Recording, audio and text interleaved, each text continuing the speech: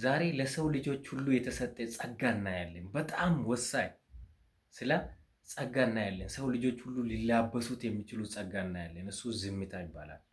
ዝምታን እንዴት እንጠቀሙ በህይወታችን ውስጥ? ቻናሉ ሰብስክራይብ አድርጉ። ዝምታ በህይወታችን ውስጥ እንዴት እንጠቀም? ዝምታ ምን ያክል ኃይል አለው ስንል ዝምታ በህይወታችን ውስጥ በጣም አስፈላጊ ነው።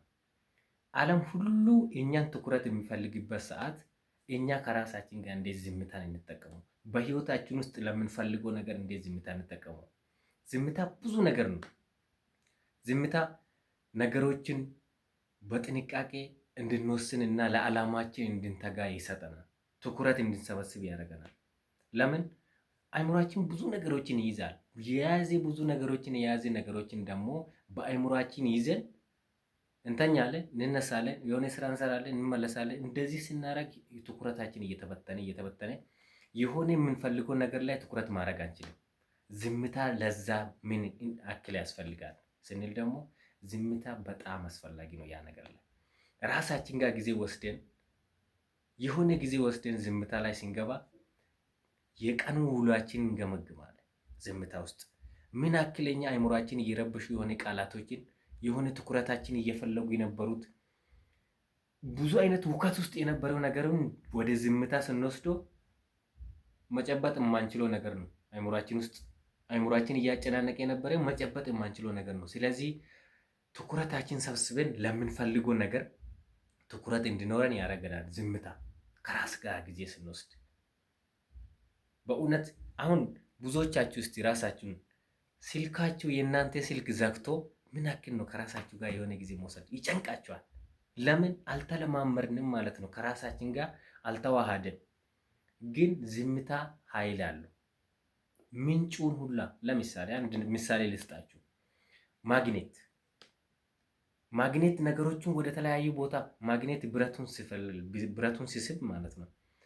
ብረቱ ነው ወደ ማግኔቱ የሚሄደው ወይስ ማግኔቱ ነው ወደ ብረቱ የሚሄደው? ማግኔቱ በተቀመጠበት ቦታ ብረቶቹ ራሱ ላይ በተቀመጠበት ቦታ ተቀምጦ ብረቱን ወደ ራሱ ይስባል። እኛም ዝምታ ውስጥ ስንገባ የምንፈልገው ኃይል ሁሉ ወደምንፈልገው ለዓላማችን ለስኬታችን የምንፈልገው መጠቀም እንችላለን። ኃይሉን ወደ አንድ ቦታ ሰብስበን ትኩረት አድርገን ወደ ዓላማችን መጠቀም እንችላለን። ትኩረታችን ከተበታተነ ኃይላችን ተበታትነዋል ማለት ነው። ለዛ ነው ዝምታ የሚያስፈልገን፣ ከራስ ጋራ ጊዜ መውሰድ የሚያስፈልገን።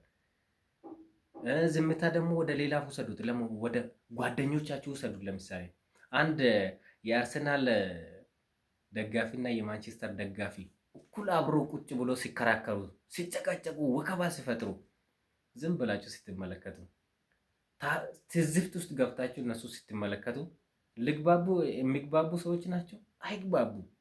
እንደዚህ አይነት ቦታ ዝምታ ያስፈልጋል። ለነገሮች ቶሎ መልስ አለመስጠት፣ ሰከን ብሎ ነገሮችን ማየት ይላሉ እኮ የኛ አባቶቻችን። ይሄ ነገር እስቲ ትራስ ላስነካው ይላሉ። ተኝቼ ነገ ላስቦ ጉዳዩን ላሰላስዶና ሊወስነው ይላሉ። አንድ ነገር ላይ ለውሳኔ እንዳንቸኩል ያደርገናል። ውሳኔ ስንወስን ራሱ የተሳሳተ ውሳኔ ሳይሆን ትክክለኛ ውሳኔ ወስነን ለወሰነው ውሳኔ ደግሞ ጥጉን ድረስ እንድናይ ዝምታ ያስፈልገናል። ዝምታ ይረዳናል። ሌላ ደግሞ ለዓላማችን እንዴት ይረዳናል? ዓላማችን ለሰዎች እንዳናወራ ዝምታ ያስፈልገናል። ዓላማችን ለሰዎች ዝም ብለን ካወራ ነው ኃይሉን ከበተን ነው በኋላ ለመተግበር ደግሞ ኃይል እናጣለን። ለማውራት ኃይል አወጣን፣ ለመተግበር ደግሞ ኃይል እናጣለን። ለማውራት ብቻ የወሬ ሰዎች ብቻ አሉ። ለወሬ የተፈጠሩ ሰዎች ራሳችሁ ላይ ማየት ትችላላችሁ። አንድን ነገር ተገብራለሁ፣ ይሄ ነገር በህይወቴ ውስጥ ያስፈልገኛል ብለን እንደ ድሪም የያዝነው ነገር ለሰዎች ስናወራ ኃይሉን ተበተነ ማለት ነው። ኃይሉን በትነን ጨረስነው። ለመተግበር ደግሞ ኃይል እናጣለን፣ ሞቲቬሽን እናጣለን።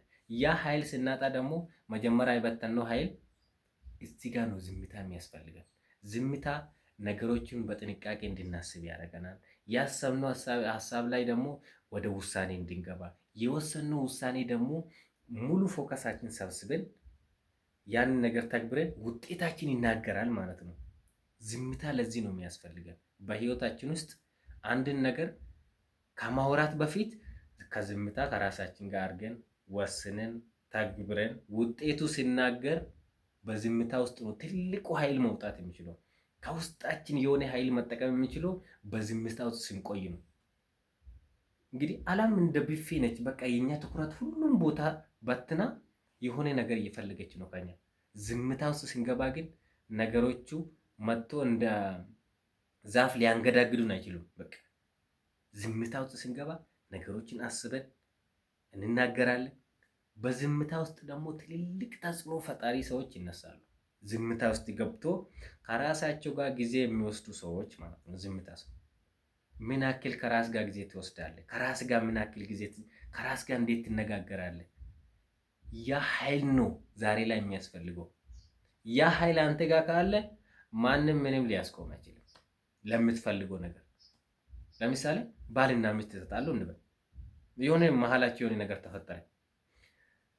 ለምሳሌ እሷ ጥፋተኛ ከሆነች እሱ ደግሞ ወዲያው ቶሎ መልስ ከመለሰ እሷም መልሱ ከተመላለሱ ያን ያክል ውስጥ መግባባት ይቻላል? ለእናንተ ልቶ አይቻልም። ለምን? በዝምታ ውስጥ ሁለቱም በዝምታ ውስጥ ነገሮችን ማየት ከቻሉስ።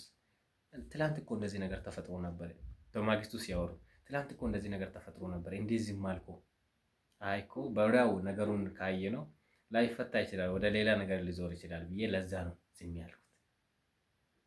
እንደውም አንድ የሰማሁት በቅርብ ጊዜ የሰማሁት አንድ ነገር ችግር ቤት ውስጥ ከተፈጠረ ያን ቀን ችግሩን መፍታት መሯሯጥ አይጠበቅብንም። ካደርን በኋላ በማግስቱ ነገሩን አይተን ወደ መፍትሄ የሚኬደው ለምን?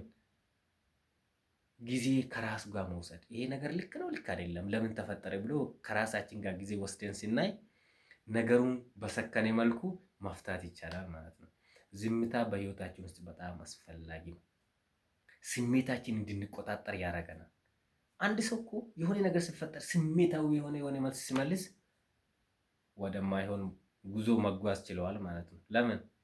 ያ ስሜቱን መቆጣጠር አልቻለም። ከራስ ጋር ጊዜ መውሰድ አልቻለም። ስሜቱን ወደሚፈልገው አቅጣጫ መግራት አልቻለም ማለት ነው። ስለዚህ ዝምታ ኃይል ነው።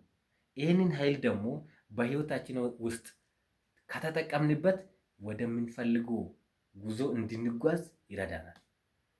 እኛ ዝምታ ውስጥ ሆነን ወደ ጉዞ ስንጓዝ ውጤታችን ይናገራል።